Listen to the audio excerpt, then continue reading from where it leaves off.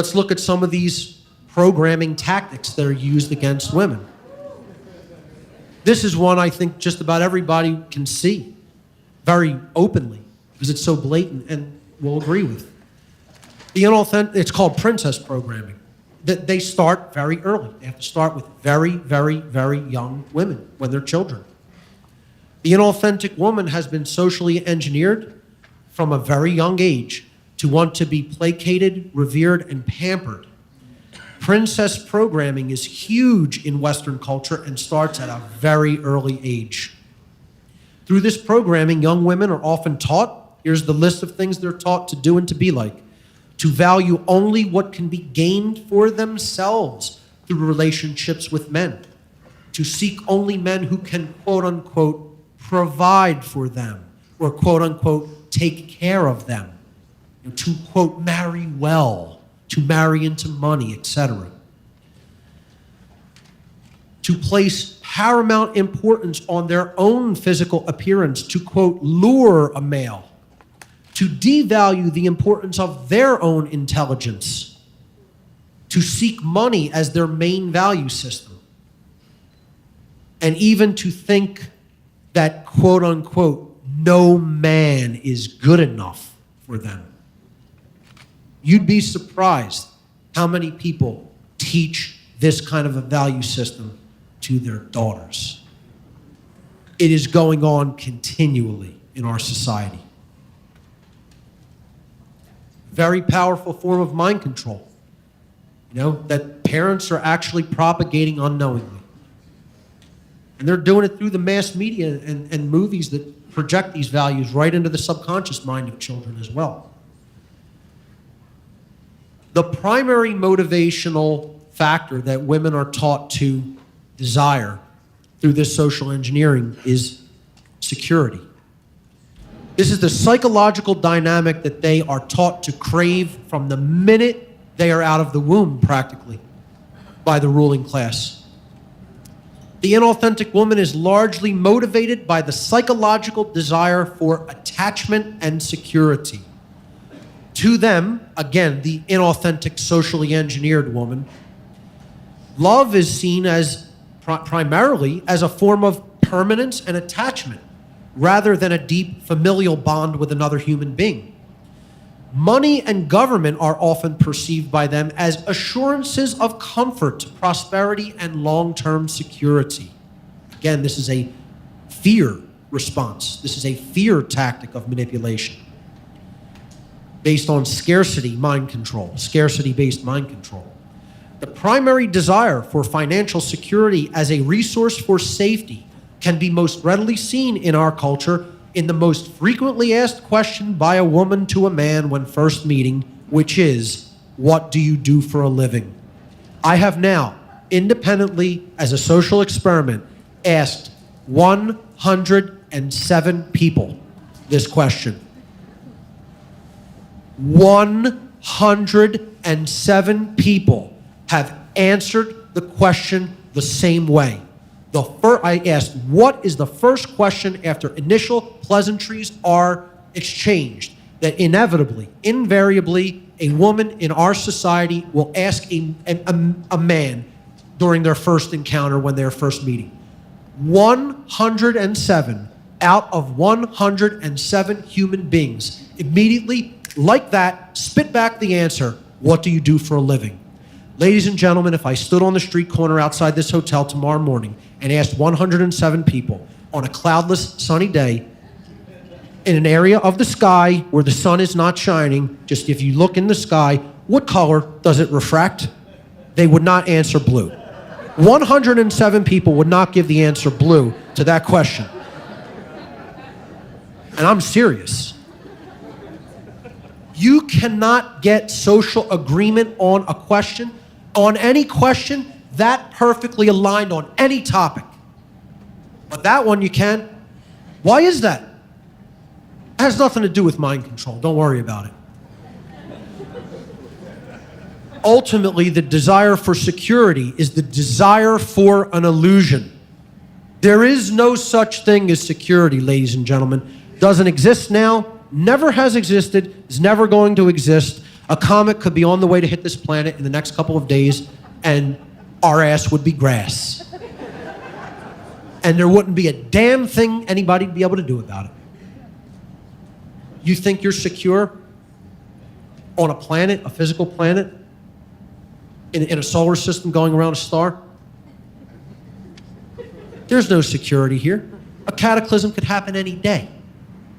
Ask people in, Southeastern Asia how secure they feel when an earthquake could hit the middle of the Pacific or the Indian Ocean at any time and create a massive tsunami. There's no security on this planet. There's no safety here. If you're expecting safety and living for safety and living for security, you're already under mind control. You're already living in a dynamic of fear. As long as you live in a physical reality, there is danger, and it has to be embraced and accepted. You cannot live life in fear.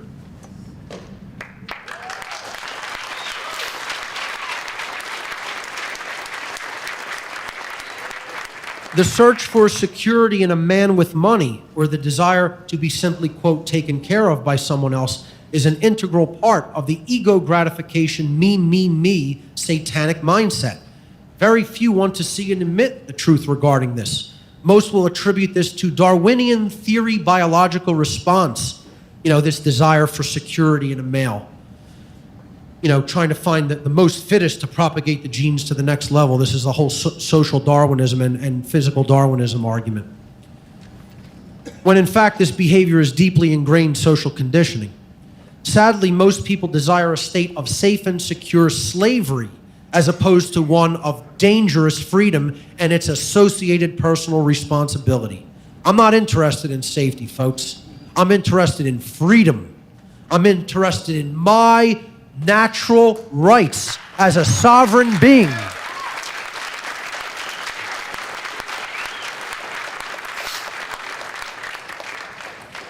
Most men are also in this manipulated mindset, unfortunately.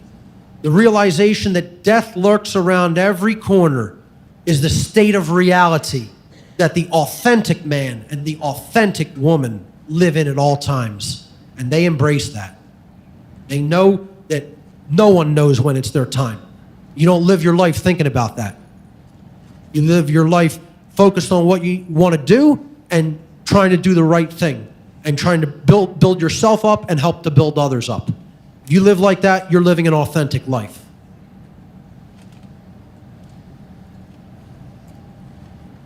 The mind control program attempts to get the inauthentic woman to equate money with genuine value, to have money as the principal basis of their value system. The inauthentic woman is socially engineered to perceive money as the primary value system in human life. This general mindset postulates that something is only worth doing if money is being made by doing it. In reality, nothing could be further from truth. This is one of the primary reasons that art, music, poetry, and especially philosophy are so drastically de-emphasized in modern society and even frowned upon by many people as something that you choose to do only if you, quote unquote, want to starve. How many people take that mindset? They think the only value in anything is if money could be acquired by doing it. This leads to the concept in neo-feminism known as hypergamy, which means marrying well or marrying up. Marrying the man with the most resources, the biggest bank account, the most comfortable lifestyle.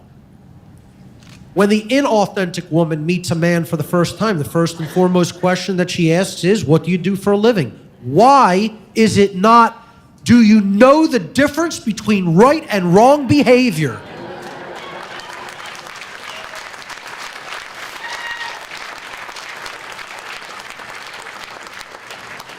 Can anybody answer that question? I'd like an answer to it personally. That should be the first question a human being asks to another person they're meeting for the first time. Do you know the difference between right and wrong? That's what I'm concerned about.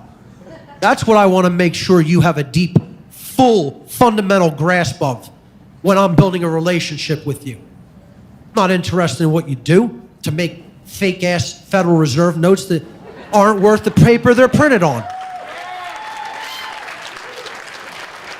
No, man, I have friends, I don't know what they do for a job. I honestly have friends, I don't know what they do for a job. And I don't care, and I don't even need to ask them that question. As long as they're not doing something completely immoral that's coercive toward other people's rights, I don't care. Hypergamy, or marrying upward, is a learned behavior, a socially engineered behavior that is entirely about the search for security in a man with a high monetary income. You know, some of these images here could be a little incendiary or inflammatory. Hey, so be it. This is going on out there in society. The image to the left, to the bottom left, says, if we're going to date, I need to know your credit score, how much money you have in the bank, and if you're vaccinated. Meanwhile, notice this guy is a complete psychopath with a big knife behind his back. You know, she's not interested in, whether he's a good guy. She wants to know all this other stuff about his, his finance. The one on the bottom right says, this guy wins $181 million in the lottery on Wednesday and then finds the love of his life just 2 days later. Talk about luck. Get as offended as you like, folks. Stuff like that goes on all the time in our society, all the time. Here's a video that kind of describes what hypergamy is. I got a kick out of this one, but I'll tell you what, it's more prevalent, it's more out there than anyone would be comfortable believing. Let's watch this. Hey, what's up? Hi. You're pretty cute. Wanna hang out sometime? No, I don't think so. I mean, I'm just new here, so I just want to see if you can chill, hang out, something. I'm with your friends. You do? Yeah. I mean, we can just be friends, it doesn't have to go. It's kind of serious. I don't think it's a good idea. Nothing? I don't give my number out to people I don't know, sorry. Sure? Yeah. Alright, well. Bye.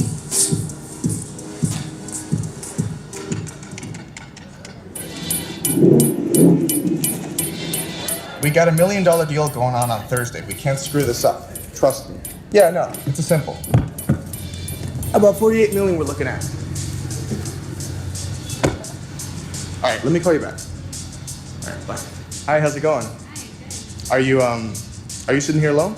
Yeah, I am. Mind if I join you? Yeah, go You don't happen to have a boyfriend or anything by any chance, do you?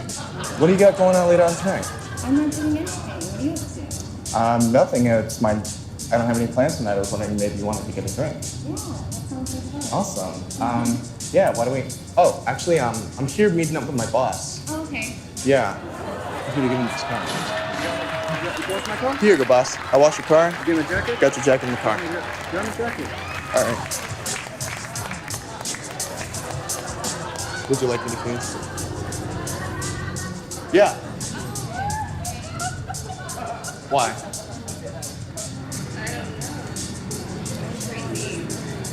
Why does it matter? Doesn't matter. So you still want to grab a drink, or?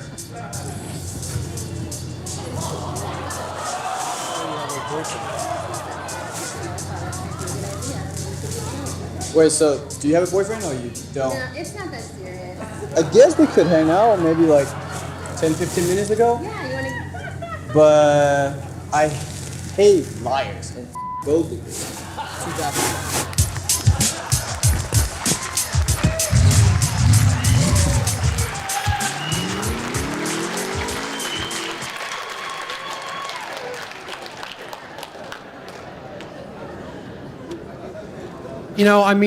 This legitimately does go on. I wish it weren't so. I wish a lot of what I'm talking about here in this presentation weren't so. I don't want it to be this way, When I talk about this with people, even in my personal life, it's like, they don't even respond with hatred to what's going on. They respond with disappointment. That's really the dynamic that I feel. That's the energy that I feel when I think about this type of stuff, because I realize what the true potential could be for our species versus what we're really doing and the kind of values that we're really holding. And I get disappointed about it. The rampant consumerism that is taught to the inauthentic woman.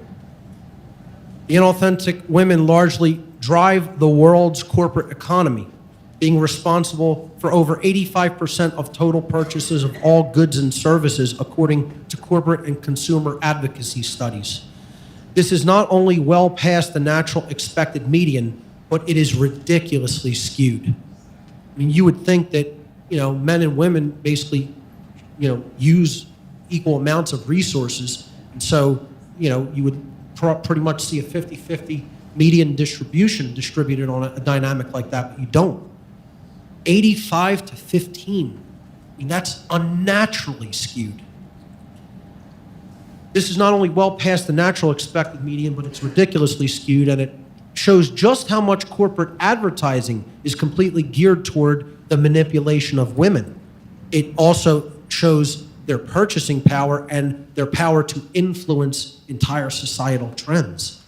I would say for the worse, or if they choose to step into their true power, they can influence things for the better societally.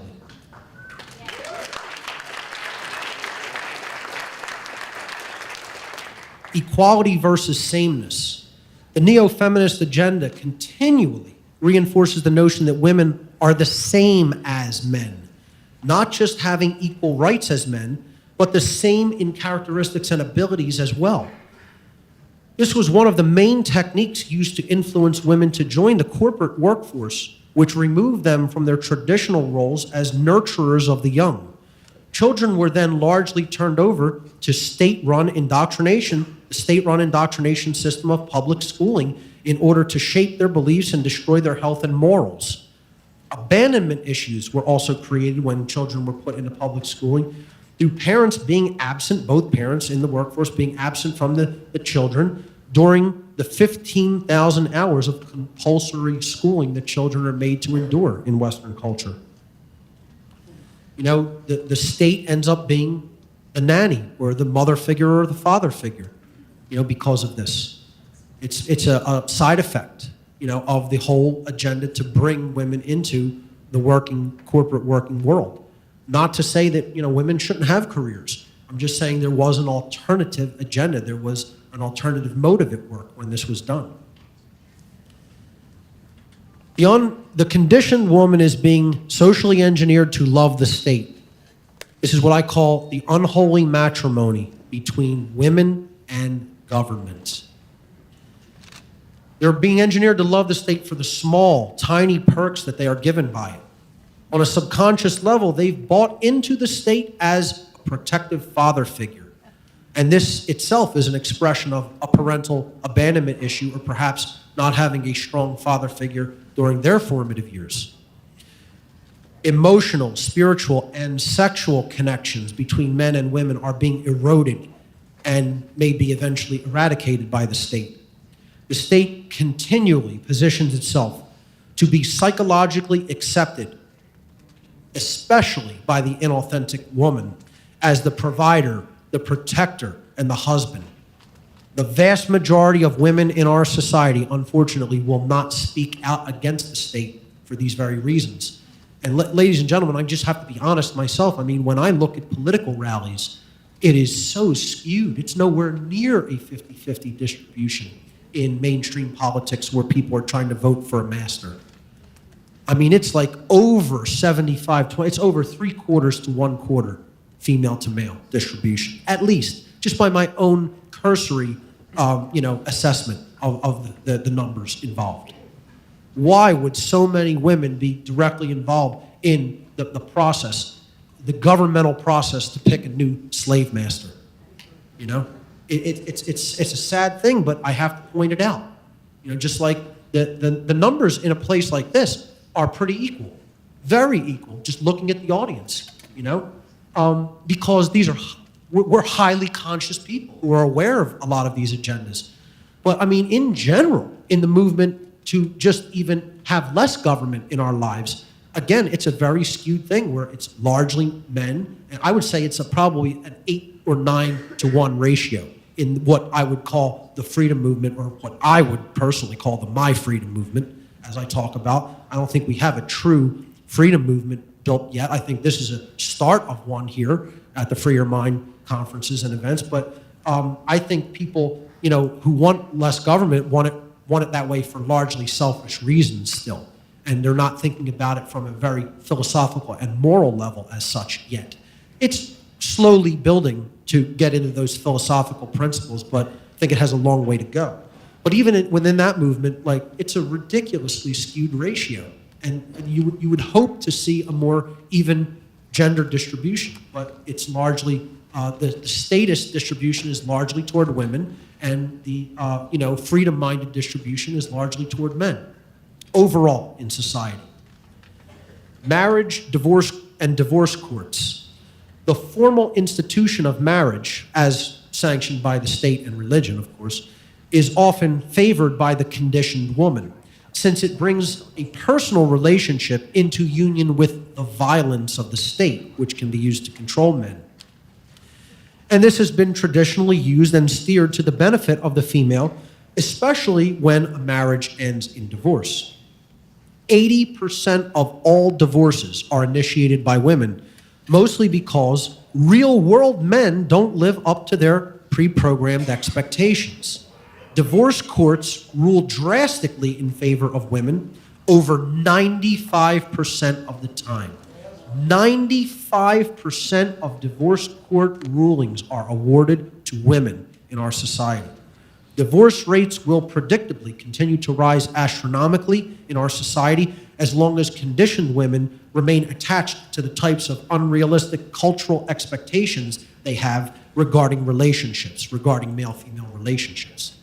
These expectations are part of the quote-unquote "no man is good enough for me" princess programming. Money and the maintenance of lifestyle is almost always valued above emotions, feelings, and moral issues in modern relationships. Such a system is institutionally structured to break down the strength of both genders and therefore negatively impact future generations, meaning the children who are born out of these relationships. Attractiveness studies. One of the most interesting dynamics that I've come across in all of my research. Studies that have been conducted to appraise men and women's perceived attraction show that men are attracted to a far greater number of body types and overall physical features than women.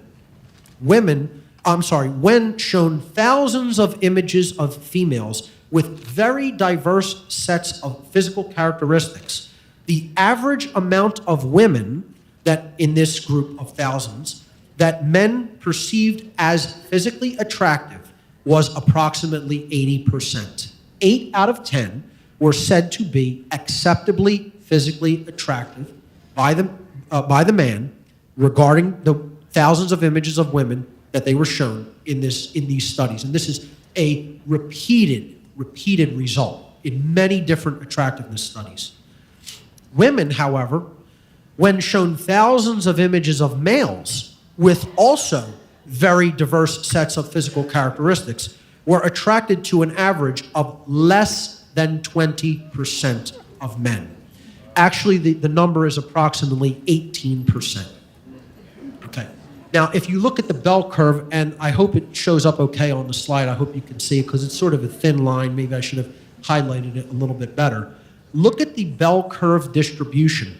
What you're seeing there is the number on the left, and the axis on the bottom there is who was rated least attractive and who was rated most attractive. Look at the perfect bell curve distribution of male appraisals of female attractiveness. It is the classic bell curve distribution. It can almost not even be more perfectly bell-shaped, okay? Now look at the shape of the curve when it comes to female appraisals of male attractiveness.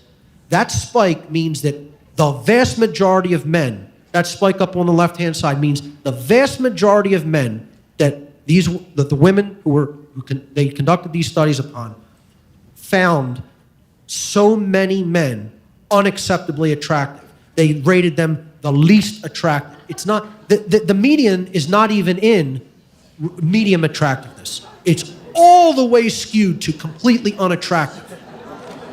And then on the right-hand side, you see only a very, very, very, very tiny fraction of men were perceived by women as very attractive. There is no one can possibly convince me that this is a naturally occurring phenomenon. No information that I could possibly be presented will convince me that that is a normal part of nature, because nature doesn't do those things. Nature creates curves. Nature doesn't work in straight lines like that, okay? You are not going to see a non-natural distribution like that as part of something that happens naturally. That's social engineering. Such attractiveness studies demonstrate that women have an extremely limited range of characteristics which they find attractive in men.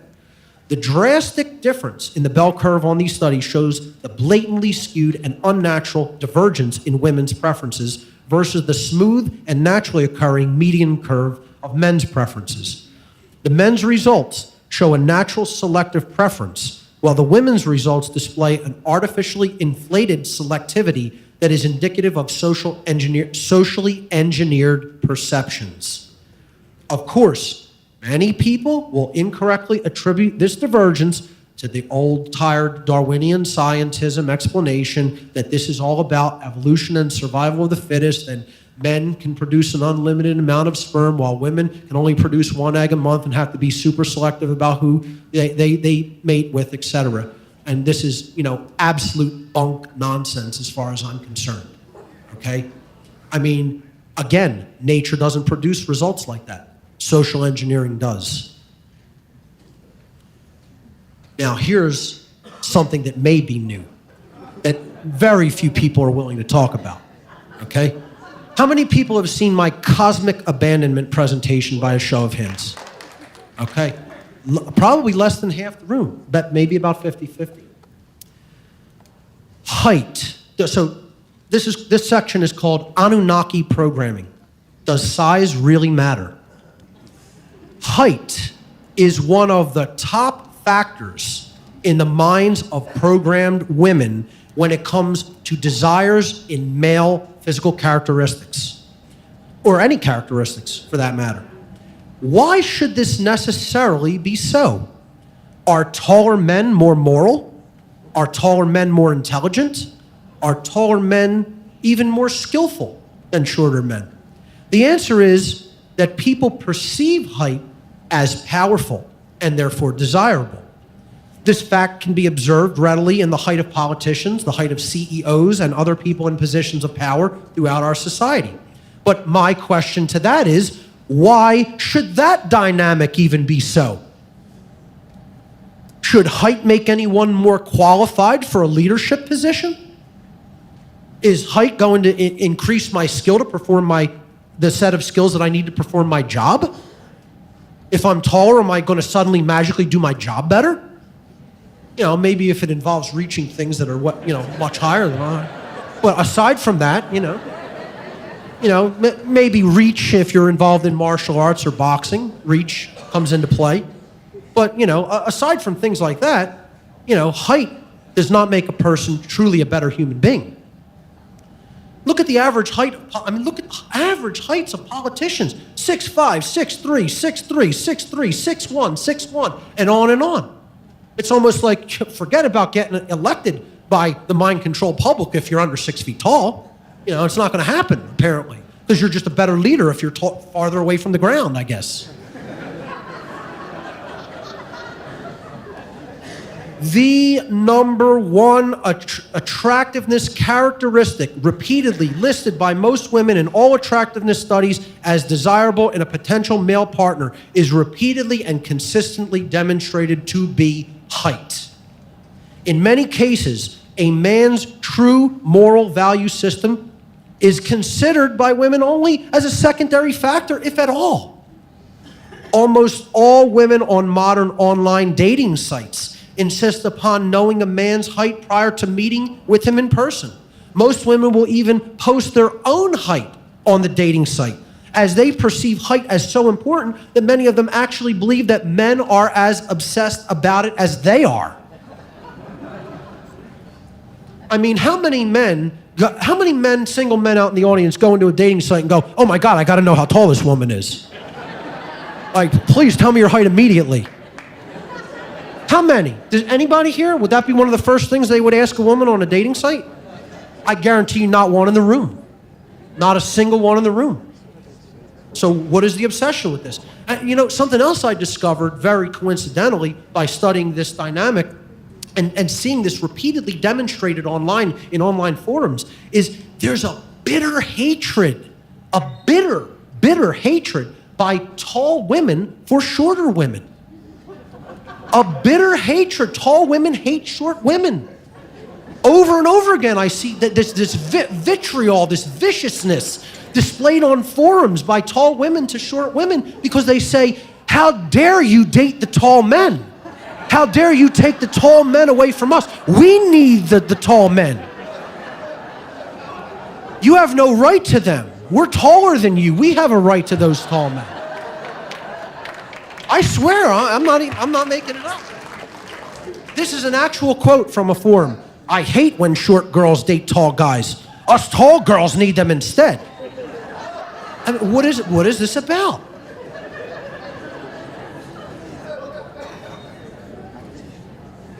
While most socially engineered women will claim that they would prefer as a potential partner a man who is 6 feet or taller, 6 feet tall or taller, listen to this statistic, ladies and gentlemen, especially ladies.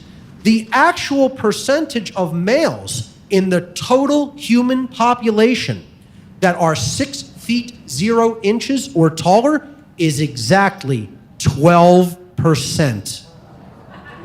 12% of the human population, 88% of the entire male population is less than 6 feet 0 inches tall on planet Earth.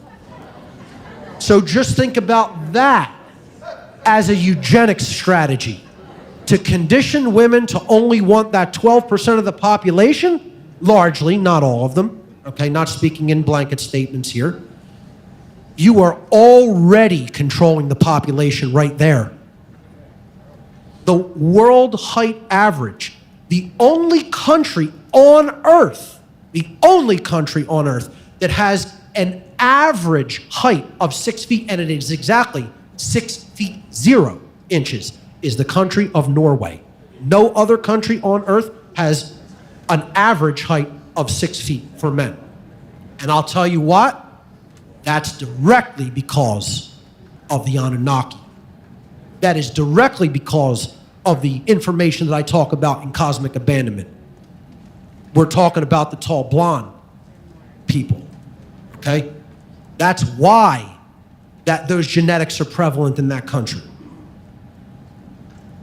So the question looms, why exactly do women place such staggering importance upon male height, a factor that does not make any man more moral, more intelligent, more skillful, or even necessarily physically stronger than males of average or below average height?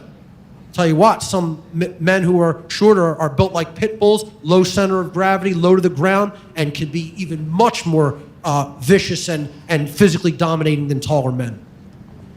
Once again, the Darwinists will come out of the woodwork and trot out their tired and boring survival of the fittest nonsense to explain this. And that it doesn't hold any water because, again, I mean, hey, with a sidearm, it don't matter how big you are. Okay, even with weapons of the past, some of the best warriors were that smaller, short, status, squat, pit bull type men. You know, so it doesn't even make you physically stronger in most cases. In some cases, it does. So why? Well, the true answer will require much more research and a total reevaluation of human history from the version of history that we have all been conditioned to accept. And people should see my Cosmic Abandonment presentation for more information on these occulted topics. The bottom line, folks, the Anunnaki, who were the beings that created humanity and who we considered gods for hundreds of thousands of years, who gave us our systems of religion, government, and money, and at times ruled over us with unquestioned, ruthless power, and with technology that seemed completely supernatural to us. were an average of 9 feet tall. An average of 9 feet tall. You know what? That's all still completely intertwined in our ancestral DNA and our ancestral memory. That's why most people consider height a factor in leadership and in attraction and in the ability to do things and as a preference that should be desired. It has nothing to do with any kind of better survival mechanism. It has to do with the beings that already were in positions of power and influence on this world for hundreds of thousands of years were over 9 feet tall. Even today, people still associate height with power for this very reason, especially the conditioned woman, who's traditionally tended to flock to the men who controlled the most resources, since that would lead to a more comfortable way of life for them. And that is exactly why women also directly inbred with these beings. By the way, let me just go back to that slide. By the way, folks, take a look at some of these images, okay?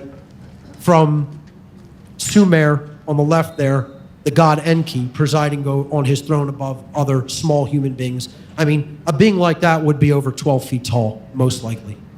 Look at out of Egypt, a tall being. You know, there's nothing allegorical being portrayed here, people.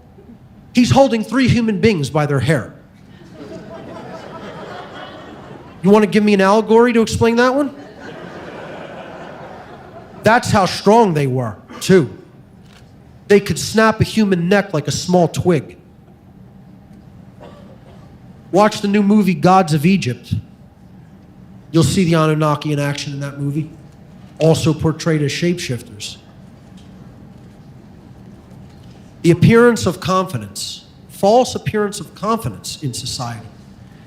The conditioned woman generally ends up in unfulfilled relationships, even after finding a, quote, man with the qualities she believed she wanted.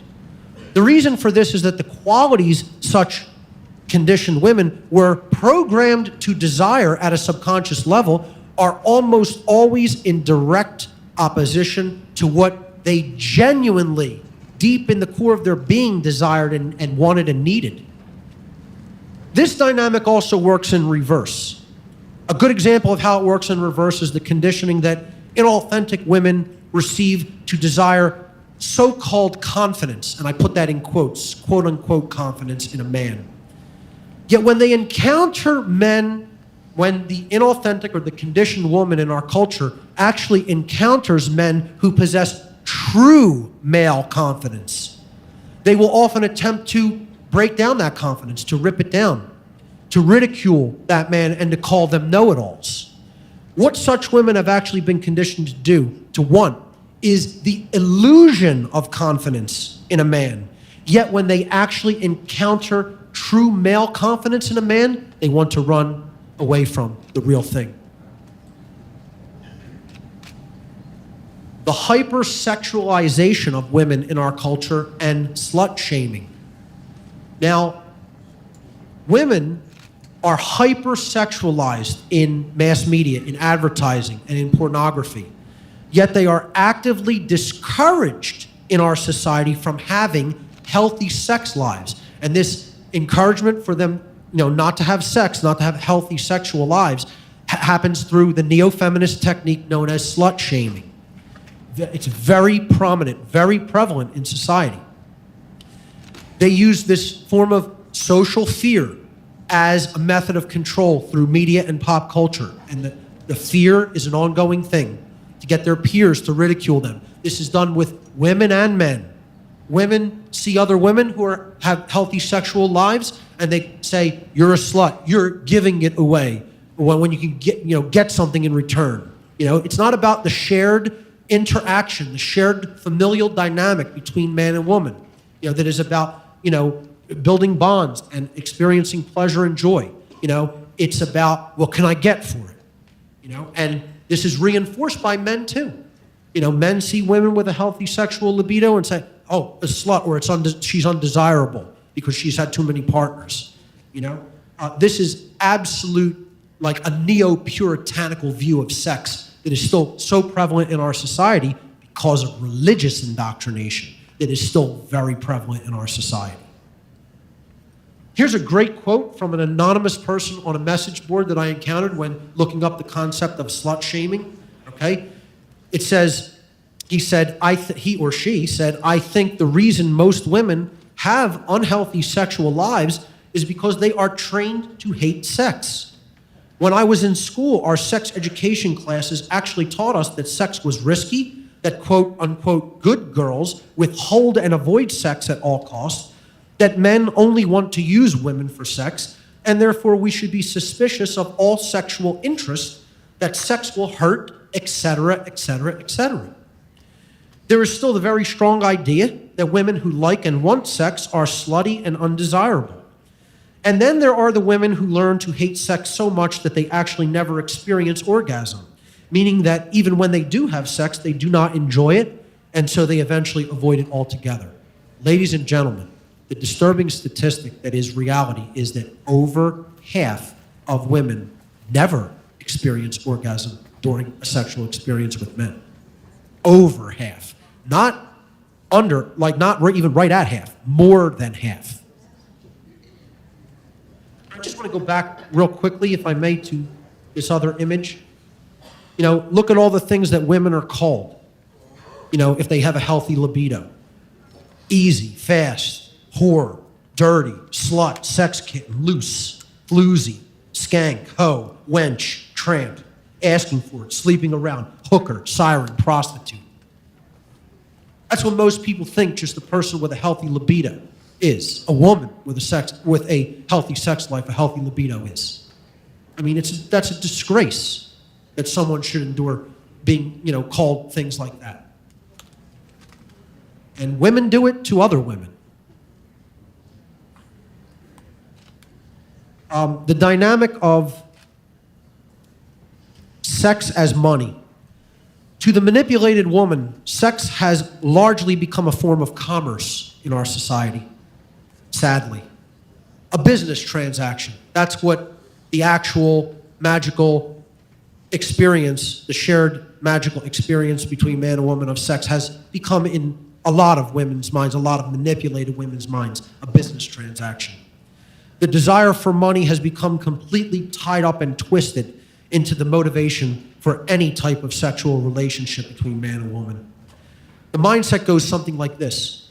If I have sex with this man, what resources can I continue to get from him long term?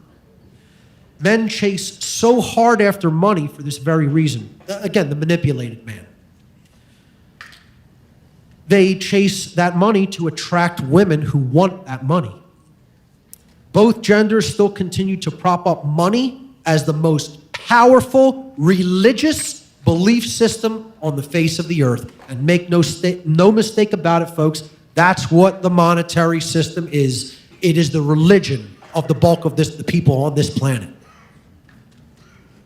A great deal of socially engineered women have come to generally accept that sex from a man's point of view is just the same, whether it is part of an intimate relationship or whether he is paying a call girl or a prostitute for it, believing that since the biological act is the same, they carry equal value in a man's mind. The prostitute has something that he wants, so just exchange money for it like a business transaction.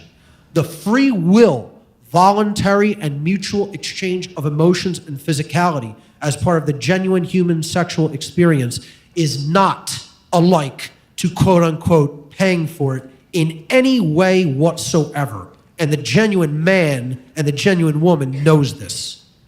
The socially conditioned woman will often largely discount male emotions with a shallow view, which is actually a form of misandry, which I'm going to talk about tomorrow. Sex as a means of control by the inauthentic or culturally conditioned woman. Many socially engineered women have been conditioned that it is perfectly acceptable to use sexuality as a means of manipulating and controlling men to get them to do what they want and to give them the resources that they desire in exchange for sex or even just for the promise of sex, dangling it over their head. While one could claim that this is not technically immoral behavior, since it is voluntarily complied with on the part of many men. It is certainly a very low consciousness view of human sexuality and a low consciousness view of the exchange of energy in human relationships. Again, I'm not saying there should be no prostitution or anything like that. I think, hey, if it's voluntary, do it. I'm not saying there should be rampant promiscuity in our society either, okay? I'm just saying, while this is a voluntary, exchange, look at how much it actually diminishes the real value of the genuine thing, which can be transformative. People think about sex because it is a powerful transformative form of energy exchange, and look at how it's being used. The satanic mindset, this is all part of the satanic mindset. The satanic mindset plays a major role in the psychology of neo-feminism. Many neo-feminists openly claim that they identify with the ideology of Satanism. The first tenet of the satanic ideology is the dictum that, quote, self-preservation is the highest law.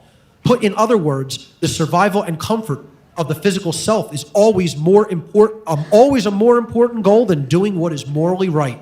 Live only for yourself and care only about you and yours. If you must step on others to get what you want, then so be it, for this is a dog-eat-dog world. Ladies and gentlemen, above all else, that's what Satanism is.